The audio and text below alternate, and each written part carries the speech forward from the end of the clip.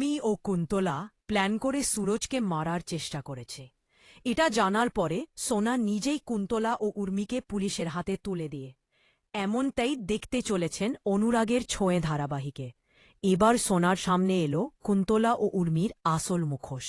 দীপা ওষুধের টেস্ট রিপোর্টের কাগজ সোনার হাতে তুলে দিলে সোনা সেই টেস্ট রিপোর্টটা পড়ার পরে চমকে ওঠে, আর সঙ্গে সঙ্গেই দীপাকে বলে ওঠে এই ওষুধ খাওয়ার ফলে বাবার মৃত্যু হতে পারে।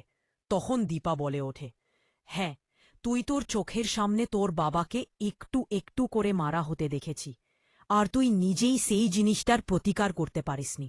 যে বাবা তোকে একটা আগলে রাখে, আর সেই বাবাকে তুই মৃত্যুর দিকে ঠেলে দিয়েছি। এই কথা শুনে সোনা খুব কষ্ট পায়, আর রেগে উর্মির সামনে গিয়ে দাঁড়িয়ে তার গালে চড় বসিয়ে দিয়ে। তখন উর্মি রেগে গিয়ে বলে ওঠে, তুই আমাকে ছুঁয়ে মারতে পারিস না। তুই তো এই সাংঘের যোগসূত্র। তুই নিজেই কুন্তলাকে এই বাড়িতে আসার সুযোগ দিয়েছি, আর কুন্তলাই এই ওষুধগুলো আমাকে সুরজকে খাওয়াতে বলেছে।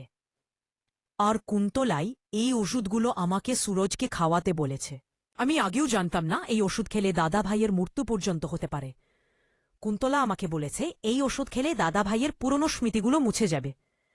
তাহলে আমার থেকে সবচেয়ে বড় দোষী হচ্ছে কুন্তলা, আর তাকে তুই নিজেই বাড়িতে পোষ্য বানিয়ে এনেছি। কথাগুলো শুনে সোনা খুব কষ্ট পায়, আর রেগে উর্মির সামনে গিয়ে দাঁড়িয়ে বলে ওঠে, এমনটা কেন করলে কাকিমা? তুমি কেন করলে? আমি তো তোমাকে খুব বিশ্বাস করতাম। তখন দীপা কুন্তলার নাম সোনাকে বলে দিয়ে, আর কুন্তলার কথা শুনে সোনা চমকে ওঠে। এমনটাই দেখতে চলেছে অনুরাগের ছোঁয়ে ধারাবাহিকের নতুন পর্বগুলোতে।